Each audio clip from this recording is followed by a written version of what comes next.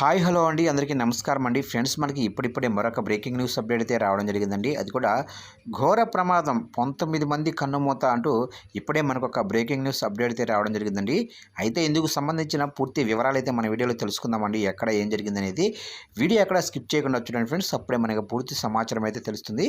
ఇక ముఖ్యంగా వీడియో నచ్చినట్లయితే లైక్ చేయండి ఫ్రెండ్స్. లైక్ చేయడం వల్ల మనకు తెలిసిన ఇన్ఫర్మేషన్ మరికొంతమందికి అయితే తెలిసే అవకాశం ఉంటుంది. ఇక లేట్ చేయకుండా టైప్లోకి వెళ్ళిపోదాం. ఇక్కడైతే చూడండి ఫ్రెండ్స్, కొండ చర్యలు విరిగిపడి 19 మంది మృతి, సుమత్రా ద్వీపంలో ప్రమాదం.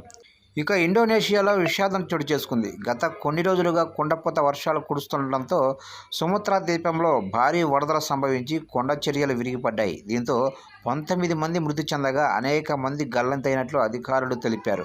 సహాయక చర్యలు చేపట్టిన రెస్క్యూ టీమ్స్ మృతదేహాలను బయటకు తీశారు. ఇక 80,000 మందిని పునరావాస కేంద్రాలకు తరలించారు. ఇండోనేషియాలో అనేక మంది ప్రజలు పర్వత ప్రాంతాల్లో లేదా వరద మైదానాలకు సమీపంలో నివసిస్తుంటారు. దీంతో కొండ చర్యలు విరిగిపడటం, ఆకస్మిక వరదలు సంభవించినప్పుడు ఎక్కువ నష్టం జరిగే ప్రమాదం కూడా ఉంటుంది. చూశారు కంటే మొత్తం మీదుగా ఇండోనేషియాలో తీవ్ర విషాదం అయితే చోటు చేసుకుంది. అయితే గత కొన్ని రోజులుగా భారీ వర్షాలు కురుస్తుండటంతోనైతే సుమత్రా ద్వీపంలో భారీ వరదలు అయితే సంభవించాయి.